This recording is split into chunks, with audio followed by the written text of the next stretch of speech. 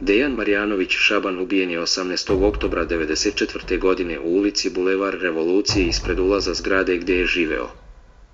Njega je hicima ubio mali Paun koji je imao tada 15 godina. Nedelju dana nakon ubistva mali Paun se predao policiji.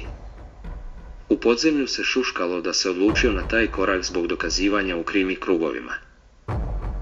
Dejana Marjanovića su vezivali za poznate pevačice Svetlanu Cecu Ražnatović, Jelicu Matić Sindi kao i za Jelenu Karleušu za koju je odmah demantovao da su u vezi. Marjanović je voleo da pokazuje svoju moć i razbacivao se novcem.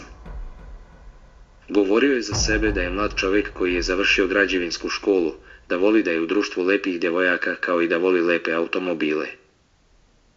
Dejan je tada u tom momentu vozio automobil marke BMW 850, najbolji auto te klase. Jednom prilikom se oglasio i rekao da voli jedino svoju verenicu Cindy i da je srećan sa njom, a da su sve priče o navodnoj vezi sa pevačicom Svetlanom čista izmišljotina.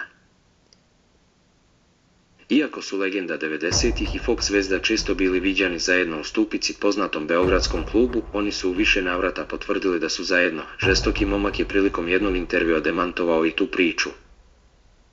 Ceca se oglasila i rekla da je Mira Škorić upoznala sa Šabanom čim je došla u Beograd. Nije znala čime se bavi i njoj je bio predstavljen kao vlasnik butika i da je fin i obrazovan dečko. Kao i da nije imala predstavu da se radi o momku sa asfalta. Priznala je da su bili zajedno nekih 17 dana i kada je saznala ko je zapravo Šaban da se razočarala i stavila tačku na tu vezu.